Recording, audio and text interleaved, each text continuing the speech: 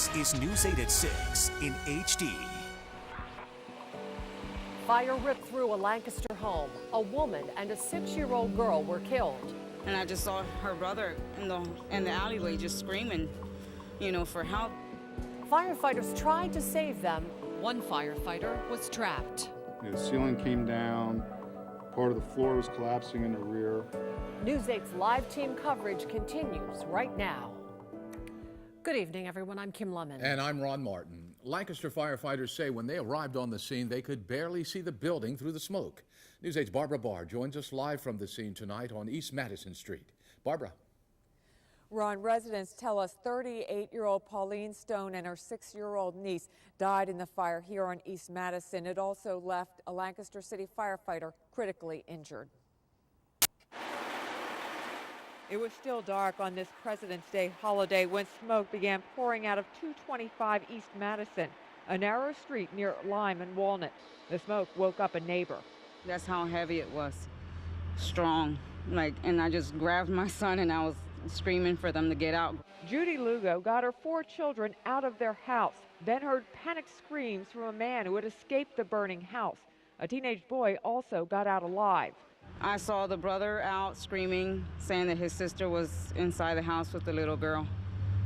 And I called 911. Firefighters received the call just before 4:30 in the morning. People were still inside.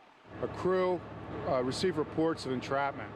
A woman and child were on the 2nd floor. 2 firefighters went upstairs when there was a fiery explosion. When we sound a mayday, our procedure is pretty much everything shuts down and we go to rescue that trapped firefighter. One firefighter escaped through a 2nd floor window.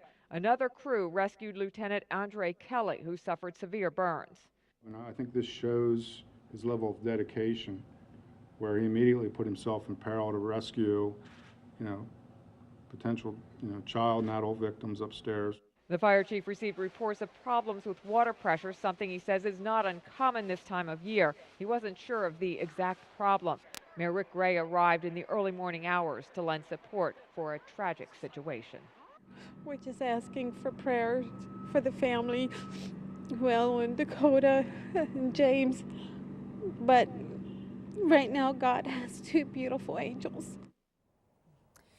A very emotional time for this neighborhood here on East Madison in Lancaster. A fire marshal tells me it could be days before they learn a cause. Kim? All right. 3 months ago, Lancaster Fire Lieutenant Andre Kelley suffered serious burns while trying to rescue the victims of this house fire on East Madison Street. Well, News 8's Lancaster County reporter Caitlin Smith shows us tonight his ride home with fellow firefighters. They're used to dropping everything. We're getting ready to go. For complete strangers. Just happy that he's going to be going home. But this is family. This is Lieutenant Andre Kelley's welcoming party. And it's big. We got a whole caravan following us. Picking him up in a fire truck would be fitting. But that's not what's happening. They're just here for show. Lieutenant Andre Kelley, along with his wife and 2 kids, walk. And that's a big deal. Walk out of this rehab center in East Hempfield Township. After about a week there and months in a hospital near Philadelphia, a free limo ride may be even more fitting. Hey, behave in the back of that limo. It's typically about a 10 to 15-minute trip home. But traffic is not a problem.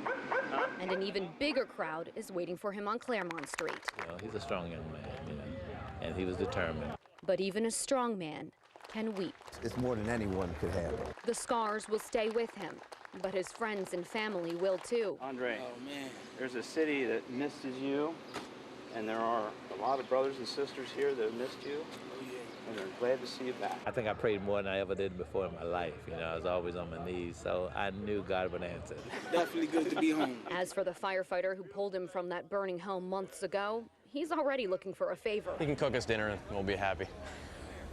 He makes pretty good lasagna. There are smiles and tears of joy, but the cheers get a bit louder during this hug.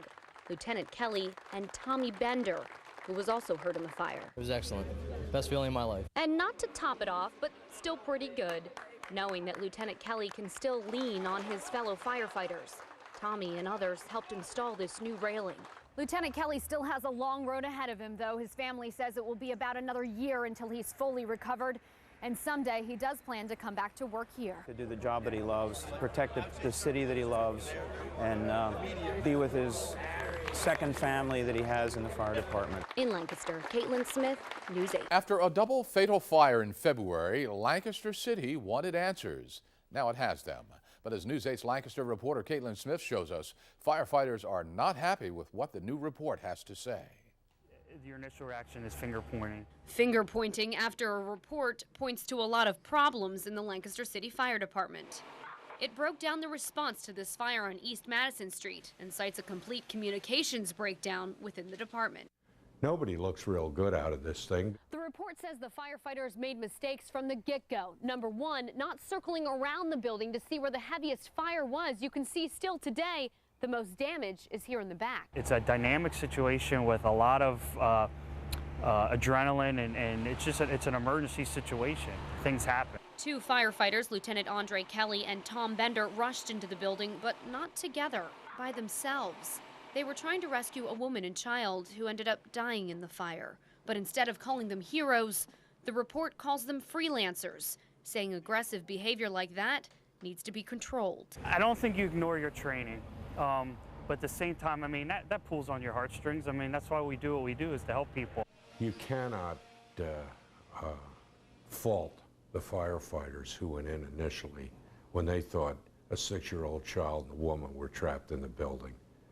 How in God's name can you blame them for doing that? So no one will be blamed, no fingers will be pointed. Instead, a committee will be formed to look at the recommendations laid out in the report and try to put them into place before the next big fire. In Lancaster, Caitlin Smith, News 8. The $15,000 report was paid for out of the fire department budget.